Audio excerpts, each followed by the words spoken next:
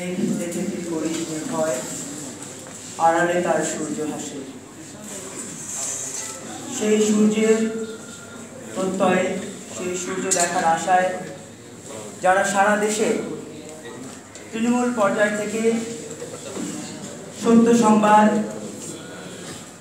সংবাদ প্রবাহ জাতির সামনে উপস্থাপনের জন্য নিবেদিত থেকে কাজ করে যাচ্ছে, সেই প্রিয় সাংবাদিকদের সংগঠন মফস্বল সাংবাদিক ফোরামের আয়োজনে আজকের এই সভার সম্মানিত সভাপতি, সংগঠনের সহসভাপতি, আমাদের প্রিয় সহকর্মী ইসলাম ভাই উপস্থিত রয়েছেন।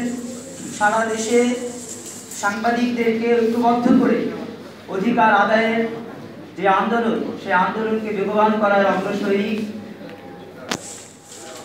আমাদের প্রিয় সহকর্মী আহমেদ আবু জাফর উপস্থিত রয়েছেন। আজকের এই আয়োজনের সম্মানিত প্রধান অতিথি, এক সময়ে ছাত্র সমাজের প্রিয় মানুষ, নাগরিক ঐক্যের সংগ্রামী আহ্বায়ক মাহমুদুর রহমান মান্না উপস্থিত রয়েছেন, অন্যান্য সাংবাদিকবৃন্দ, জাতীয় নেতৃবৃন্দ এবং সংগঠনের সদস্য যারা রয়েছেন তাদের সবাইকে জানাচ্ছি সম্মানিত সালাম এবং শুভেচ্ছা। আসসালামু আলাইকুম। আপনারা যেই 14 দফা নিয়ে আন্দোলন করছেন, সেই 14 দফার সাথে একাত্মতা পোষণ, একই সাথে গত 15 মার্চ আমাকে অপহরণ করার মধ্য দিয়ে 24শে মার্চ পর্যন্ত আমার যে লেখনী, আমি আপনারা জানেন আমি কলম লিখি নিয়মিত বিভিন্ন পত্রপত্রিকায়।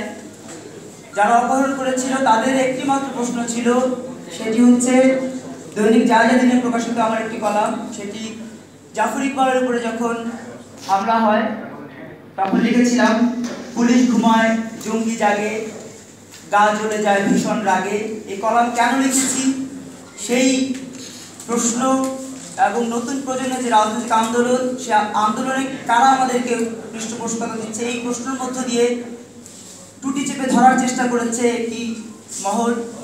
তখন এই সংগঠনটি, আজকে যে সংগঠনের ডাকে আপনারা সাড়া দিয়ে এসেছেন, সেই সংগঠনটি সবার আগে সাহসী ভূমিকা রেখে বিবৃতি দিয়েছে।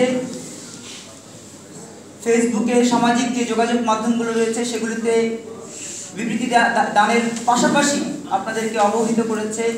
আমি বিশ্বাস করি আজকে হাবিব সরওয়ার আজাদ ভাই যেভাবে এই নির্যাতনের বিরুদ্ধে কথা বলেছেন, একজন ভিকটিম হওয়া সত্ত্বেও সাহসিকতার সাথে এখানে নিজের অবস্থান নির্মাণ করেছেন। আজকে শহীদ ভাই যেভাবে কথা বলেছেন মাদারীপুরের কালকে নিয়ে, আজকে আপনারা যেভাবে সোচ্চার হচ্ছেন, আমরা মনে করি নতুন প্রজন্ম মনে করে এইভাবে এই মেঘের বিরুদ্ধে আলোর যে হাসি, সূর্যের যে হাসি, সেই হাসি দেখতে হলে আমাদের নতুন প্রজন্মকে ঐক্যবদ্ধ হতে হবে।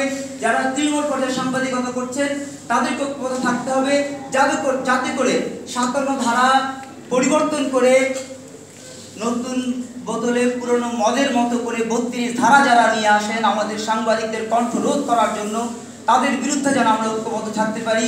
এজন্য আমাদেরকে আন্দোলন করতে হবে, এজন্য আমাদেরকে সংগ্রাম করতে হবে। শুধুমাত্র সংগ্রাম আন্দোলন নয়, ঐক্যবদ্ধ থাকতে হবে। এখানে শুরুতে এক বক্তা বলেছিলেন সংগঠনের বিষয় নিয়ে কথা বলেছিলেন, আমি অনুরোধ জানাবো সংগঠনের যে বিষয়গুলো রয়েছে, যে আপনাদের আহমেদ আবু জাফর ভাইয়ের মতো সংগঠক, যিনি তার পরিবার, সন্তান, স্বজনদের যে আন্তরিকতা সেগুলোকে না দেখে শুধু সংগঠনের আন্তরিকতা দেখে আজকে আপনাদের সাথে ঐক্যবদ্ধ হয়ে কাজ করছেন, তার দিকে তাকিয়ে তার সাথে আপনারা এগুলো সমালোচনা করবেন, আলোচনা করবেন। এইভাবে নিজেদের মধ্যে আমি বিশ্বাস করি যে আপনারা আগামীতে আর কোনো রকমের দ্রুত তৈরি না করে সংগঠনকে যেন ঐক্যবদ্ধভাবে এগিয়ে নেওয়া যায়, যাতে করে সমৃদ্ধ বাংলাদেশ গড়ার যে স্বপ্ন মৌলানা ভাসানী দেখেছেন, হোসেন সৈয়দ সরওয়ার্দী দেখেছেন, আমাদের জাতির জনক বঙ্গবন্ধু দেখেছেন, আজকে যারা দেখছেন, যারা কাজ করছেন, মান্না ভাইয়ের মতো যারা কাজ করছেন, আমি বিনয়ের সাথে অনুরোধ জানাবো একটি সমৃদ্ধ বাংলাদেশ গড়ার জন্য সকল বিভেদ ভুলে তৃণমূল পর্যায়ে সকল সাংবাদিক ঐক্যবদ্ধ থাকলে আজকে মমিন মেহেদীর মতো আমাদের আজাদ ভাইয়ের মতো, শহীদ ভাইয়ের মতো যখনই কোনো সাংবাদিক বিপদগ্রস্ত হবে তখন আমরা ঐক্যবদ্ধভাবে এই ব্যাপারে কথা বলতে পারবো, সোচ্চার হতে পারবো। আপনাদের সবাইকে আগামী দিনগুলোতে একটি সমৃদ্ধ বাংলাদেশ গড়ার আহ্বান জানিয়ে, সমৃদ্ধতা, ঐক্যতা এবং আন্তরিকতা এগিয়ে আসার আহ্বান জানিয়ে আমি আমার বক্তব্য শেষ করছি। বিজয় বাংলাদেশ, বিজয় নতুন ধারা, বিজয় হোক বিএনএসএফ। সবাইকে